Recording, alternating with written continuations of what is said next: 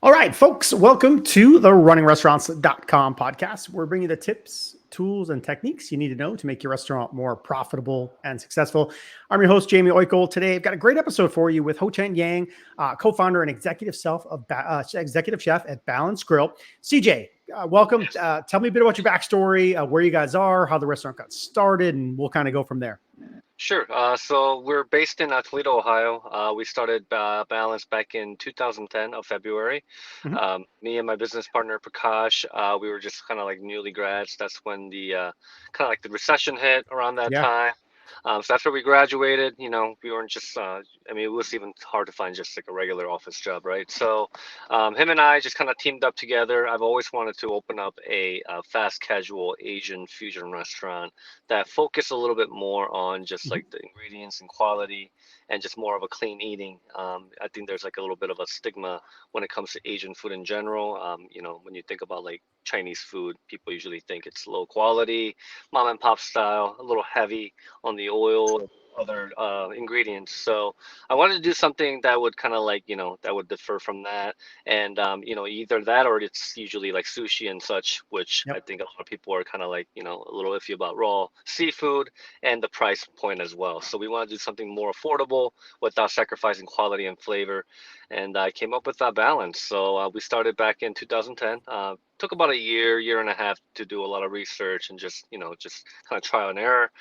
So we started back in 2009, kind of came up with finalized the concept, and then we opened up our first location in February 22nd of 2010. Did you think it would be a multi-location concept when you first started, or were you thinking, "Hey, let's just do one of these, and it'll be Well, fun"? And we were younger back then, so I think we were in like mid 20s. I think I was 27 and he was 26 back then. And when you're younger, you think everything is like doable and easy, but easy, obviously it yeah. takes a lot. I mean, restaurant business. I have a background. My parents have a background.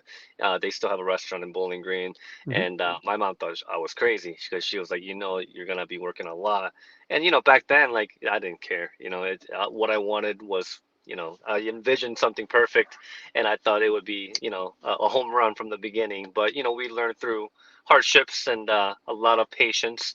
Yeah, So we didn't really think it would be a multi like location. But back then, Prakash and I always thought, hey, if we're gonna do something, let's do it right and let's just give it at all. And ultimately, yeah, we envisioned that we wanted to be like a big company, right? But at the end, that's you can only dream about it, but you got to put the effort into it. yeah, But you got to we do it. were, go I ahead, go I ahead. think I remember whether it was on the website or part of the folks, your PR folks sent me some stuff. Mhm. The beginning. Tell me about the beginning. There's something about putting stuff on credit cards and Oh yeah, scratching and clawing. I mean, yeah, it's not easy in the beginning. that was part of our youthful. I wouldn't want to say stupidity, but we definitely kind of like thought that it was anything was possible. So we just kind of put everything into it. I mean, we scraped every credit card that we had. Mm. My mom had sent me a little bit of money because she wanted to like me to use it for when I get married, which that never happened. So I asked my mom. I was like, hey. Instead of using that for when I meet someone and for a wedding or whatnot, can I just use this now to open up this one location for our restaurant concept? And she thought I was crazy, but she said, sure, if you really believe in it, if that's what you want to do as a career, then try it. So Yeah. it wasn't a lot of money. It was probably a fraction of what we needed to open up our first location, but I was able to just scrape that up and use Home Depot credit line, use IKEA credit line for Right. furniture, and we just made everything just barely work. And we were fortunate enough to get a location even, by a landlord that had faith in our concept and just giving a piece of their land, to open up a brand new concept that they never even heard of to like a couple of mid 20 college fresh out of college kids. Yeah. It was a big thing, but we were fortunate enough to find the location. Well, let me ask you about that location because I also remember some notes about one of the early locations maybe wasn't that Yes, great, and then another location started getting the business. Then it really started taking off. It's hard to correct. find. It's hard to find the right location, right? How do you even think Yes. about that now? Yeah, I mean, we with our first location was in Maumee, Ohio. It's a small, like, it's more of a business concentrated area, so it was heavy more on during lunch rushes, and then but Mm, there was really nobody during dinner. Also, it was kind of tucked in from other businesses, so there mhm, wasn't any like visible signage. It was really hard to find. The driveway was a little weird. You had to go all the way around do a U-E. So the location itself wasn't ideal, but we tried to make it work, and yeah, I mean the first year we struggled. I mean, it was rough. We didn't pay each other even salary or anything the first like mm. couple years. We just through the help of our parents and friends, we were able to just minimize our spendage on as far as our personal needs go, and we just wanted to continue to just save up as much as we can and reinvest into the business. But yeah, I mean, I remember the first few months we were lucky enough to pull maybe $300 to $500 a day, and Right, we right. that's when we have to revisit, hear out your customers, and just like look for their feedbacks and see what we can do to improve our menu, and then when we opened up our second location in our second year, that's when we started kind of blowing up. The location was ideal. It was a tier 1 market, Yep. and that's what we needed. Like people always say, location, location, location, and that's a big chunk of it for sure. It's a big part of the restaurant business. You're in the wrong spot, and you see you see the turnover at some locations where you're like, Mhm. why would another restaurant go in there? It hasn't worked 6 times, and there's just some Right. reasons that some spots don't Absolutely. work. You guys you guys, I don't know how to explain it, and you can do a better job, but you went beyond it to grow your own stuff. And what's the word I'm looking for? Aquaponics, or talk about you growing your own food to some extent. What does that look like? Right. So I mean, we wanted to like, we especially my business partner Prakash, he was very into like, aquaponics, hydroponic farms, because Mm, we live in the Midwest, right? So I mean, we're trying to get as many locally sourced produce as much as we can, yep. but being in a four-season area, and then when there's like a drought or when there's too much rain, we were not able to get the produce consistently. And then we started kind of thinking like, at first we wanted to just get even just like purchase a little shipping container, right? And Mm, then just like try it out, and see what we can produce. And like stuff like microgreens that's full of nutrients, and we can definitely use that for a lot of variety of different things. So for garnishes, right? And then so we want to start with that, and then we were lucky enough to partner up with one of our landlords in downtown location, okay. and that's when he was building a residential area, and then he was kind of like revitalizing this one building specifically. So we wanted to open up a location in downtown Toledo, and then right next to it, it's in the same facility. He had about 8,500, 9,000 square foot vacancy, and we thought that would be a perfect area and location for us to try this aquaponics farm. So we ended up opening that the same time that we opened up Balance in downtown Toledo location, Hmm. and it's been great. We supply a lot of like basil, a lot of leafy plants, because you can't really grow, just like rooted vegetables. It takes too long and needs too much space. So what we Sure. focus on is different varieties of microgreens, like leafy greens, and we do push a lot of basil, and we provide that to a lot of like fine dining restaurants in Michigan and Toledo. Also, we supply that for a few grocery stores as well. Oh, so it's gone. Okay, I didn't realize it went beyond the own operation of your Yes. Yep. restaurant to produce Yep. to sell to others. Okay, okay, And also some food vendors as well, like Frog Holler. Yep. okay. Hey, let's go back to your mom for a second. I think you said she still runs a restaurant. What Correct. if you were to pull a couple lessons from her into the restaurant business? What would you say she taught you or taught you to do or not to do? What do you I think? mean, to do definitely is, just try to use all fresh ingredients. I mean, Mm, I was lucky enough that, I was raised by a mom that, that really focused on, just clean eating healthy, and just like doing it from scratch. I mean, that was yeah, the biggest thing. My mom never, I don't even remember a single time my mom would ever just like buy something out of a shelf and just reheat it and then serve it like, one of these like instant foods and things like that. She never right. believed in it. She Wow. thought it was just filled with preservatives and sodium. So she always made from scratch 3 meals a day, even though she worked her butt off. I mean, I remember she worked like 7 days a week, and she probably easily pulled like 80, 90 hours a week sometimes, Yeah. but she still made time to, give us a full meal from scratch, Korean food, because we're Korean. So that's what I kind of grew up on, and I was kind of spoiled in that way. So that was one of the biggest thing that was my takeaway, is that, if you can produce something and make something delicious from scratch, that's the way to go. And just working hard. I mean, we're all workaholics, and I get that from my mom Yeah. for sure. And just being able to just like believe in your concept and putting the work and effort into it is a big part for sure. Yeah, yeah, that's great. That's great. Yeah, it's amazing. It sounds like she certainly gave you that work ethic to get it done somehow, some way. You Yes. can't. It doesn't sound like she takes a lot of excuses. I'm guessing from No, definitely not. Definitely in not. No, life. no. Something else that I'm curious about. You guys take tech pretty seriously in the Yes. restaurant, and I think that a lot of brands in your space kind of do, because there's a lot of efficiencies. How do you think about it? What are you guys using that's maybe different, or what are you Yeah. learning in the tech Well, space? that's all Prakash for me. So I'm more of the ops and the creative mind for, when it comes to menu items and as a Yeah, chef.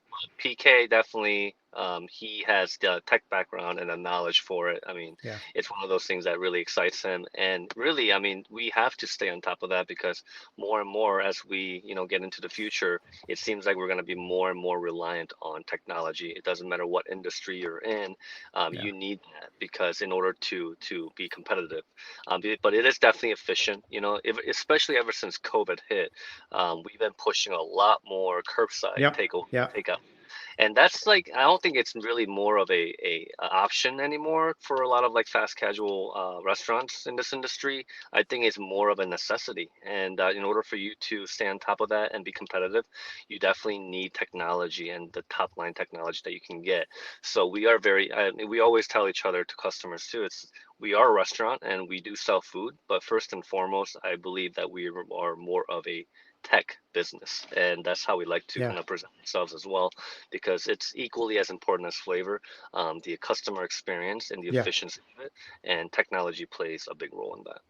Yeah, it was obviously what, a lot of bad stuff came out of COVID, but some of the learnings that came out Right. of it on the tech side is it's been fascinating, because you would have never thought about 5 years ago, pulling up to a restaurant and there's a spot in the parking lot for mobile orders, and someone might bring it Right. out to you, like now it makes complete sense. Like, why didn't this exist before?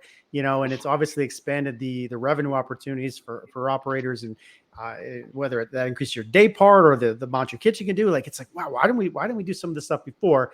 So bringing that stuff into the future, I think is definitely, it's not going to go away, right? That's No, definitely not definitely not. I think it's only definitely gonna get not going to change. heavier for sure. Yes. Yeah, yeah. So yeah, all that stuff is an important piece. Well, then go to some of the as you move to franchising, right?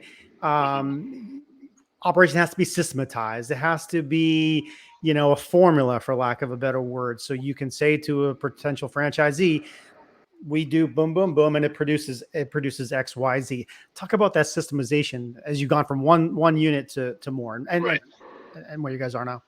Well, I mean, I think there's two big components to that. Obviously, it's about just streamlining everything. So as we grew locations, and ever since we started, introducing, well, prior to franchising, we wanted to make sure that, all these little pain points are taken care of. So Yeah, first and foremost is training, right? In order for us to open in different regions and different states that's far away from us, we definitely needed a level of different leadership groups that we can, promote and be ready to pretty much take off over to a new location prior to a grand opening, hmm, train them efficiently and the right way. And so we were very focused on pretty much promoting and working and training these individuals who have been with us for a number of years. We are fortunate enough that we have a very low turnover rate, and good, we have employees, average tenure is some of them, all of our leadership people are more than 5 years. I have good. some leaders that have been working with me for 10 years, 10 plus years.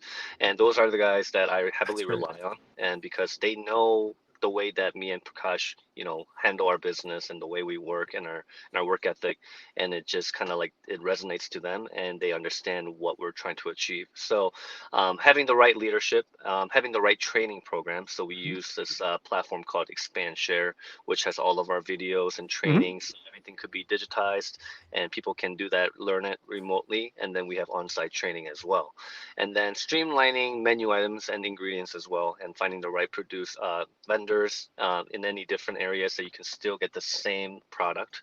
And just Yep. having a good relationship with your master vendor is hugely important as well, and just kind of streamlining all the recipes. I mean, that's a big part on my end is whenever I do create something Yep. new, and all these like sauces and spice packs and things like that, we needed to streamline that and work closely with our partners to ensure that those things get shipped within the timely manner as well. So recipes, training is huge, and just having the same idea of what our ultimate goal is, and finding the franchise partners to be able to kind of like you know go for that target and just our goal and achieve it is having a good relationship between is hugely important as well. Yeah. The turnover figures that you talked about, that is really important to have that consistency through your brand. So that's a great highlight to have. Let's go to the franchise part. So talk about, where you guys are. Are you looking geographically to go like this, or are you just looking at beep, to different parts of the Right. state or the country? What are you looking for in franchise partners? Talk about that. Yeah, there's definitely certain areas in the United States that we do really like. I do feel like a lot of people from the West Coast are kind of moving more into the mountain states, Mhm. and then the South as well. So we really do like southern areas, especially Mhm. like Texas, and then Mhm. also mountain states such as Colorado. Sure. And then we're also looking into like down south, like from like the Carolinas all the way to Florida. And Mhm. then obviously we want to continue to focus on the Midwest because that's our home. So like Ohio, Michigan, maybe even Kentucky, Indiana, areas like that. So right now we did open our first franchise location in Denver, and last year, and we Okay. want to continue to grow that market, and just create little clusters. Maybe in the Denver, we would love to get like 5 to 10 locations around there, including like Boulder, Colorado, and then Sure. early in this coming year, probably around between January and February, we are going to be open in Dallas.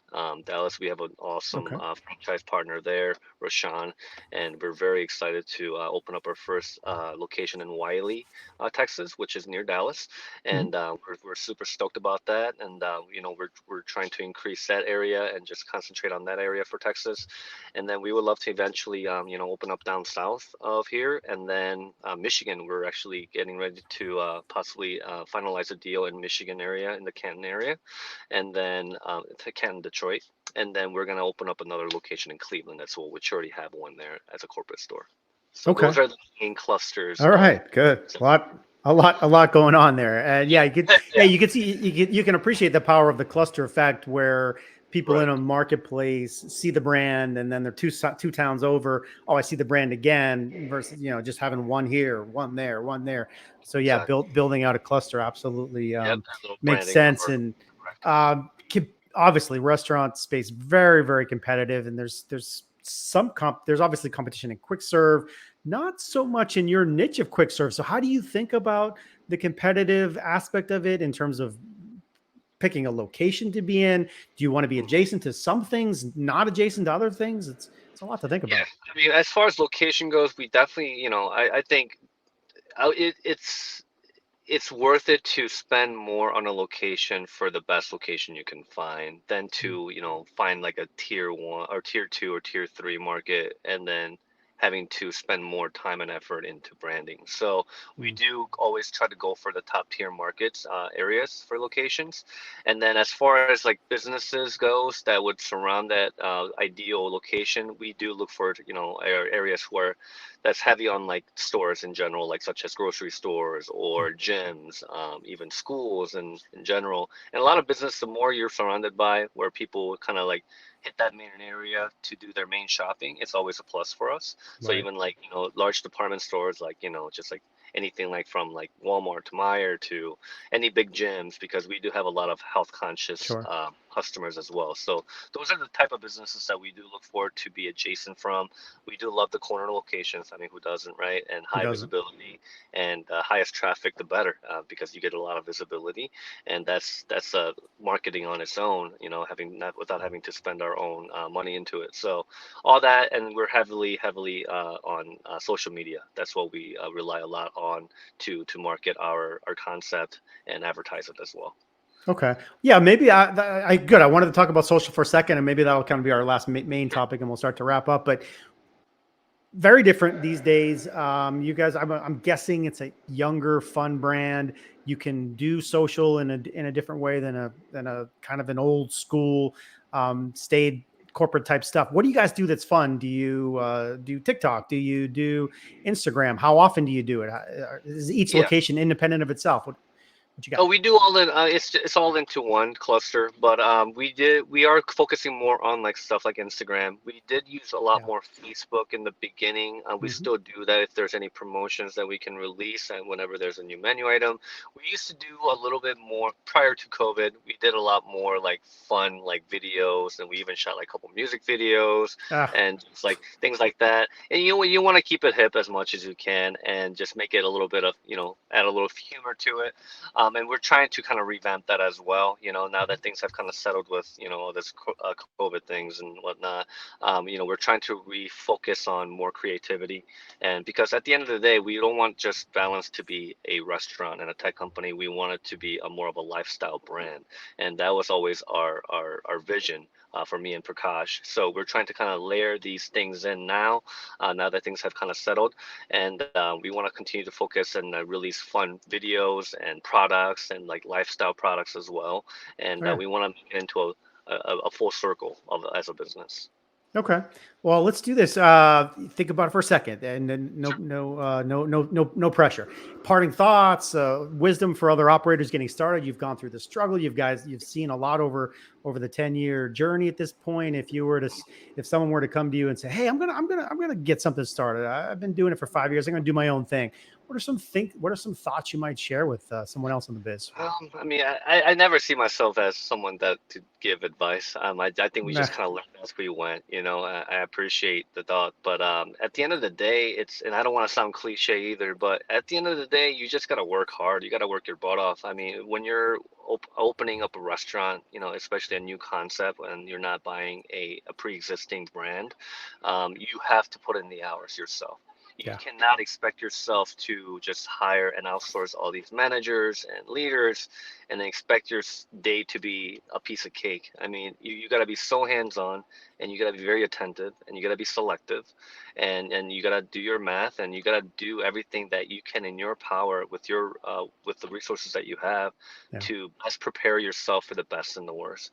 And when there comes a day that you're not seeing the numbers that you wanted to, then it's time to get back to the drawing board, listen to your customers, and see what is missing, and yeah, then you got to work with that. And people say customers are always right, but at the end of the day, a lot of parts you got to give what customers want, and that's what we did. In the first 2 years that we were just not pulling the numbers, is that we wanted to hear from our regulars and see what we can do to increase of what people really want. And then we kind of streamlined our menu, we finalized it, and then we just kind of created these little subcategories like street tacos, because the yeah, people wanted handheld food. So we focus on Asian influenced tacos, buildables, and then snacks and bubble teas. And we were able to kind of create that through the help of our friends and families, and just like hearing out from our customers. So you just got to be very attentive. Never lose focus on customer service. It's all about the experience from yeah, A to Z, yeah, and then the quality of your food, and take pride in that, and just use the best ingredients as possible without going over in your cost of goods, of course, and hit that prime yeah, cost. So I mean, yeah, it's a yeah, lot of layers of things, but all I can say is that you gotta be the leader. As an owner, you gotta show the type of work ethic and what you're envisioning to your employees, and they will follow you as long as you treat them good. And that's what we yeah. focus on as well, is the betterness of our employees as well, and growing with them. Yeah, indeed, indeed. Yeah, it's a business of literally hundreds and thousands of details, and so It forth to really do is. it. In my closing notes, I'm going to send them to balancegrill.com, balancegrill.com franchise. Anywhere else you want to send them or mention on your social channels? Yeah, you can follow us on Instagram as well on Mhm. Balance Grill, and yeah, I mean you said it right, balancegrill.com and Balance Grill franchise, and yeah, check it out and see what you guys think. I would Perfect. appreciate All it. right. CJ, awesome. They're from Balance Grill, and it's with an E. So Balance Grill with an E at the end Yep, there.com. And then correct. /franchise will get you to their franchise information. So check them out online. For more information on us, which is running restaurants, we do marketing and tech, service people, all that stuff. Runningrestaurants.com. Check us out. If you do us a favor, like the video, put a comment. We'd appreciate it. All that stuff. Look forward to seeing you next time. Thanks, Jeff. Thank you, See you Jamie. soon.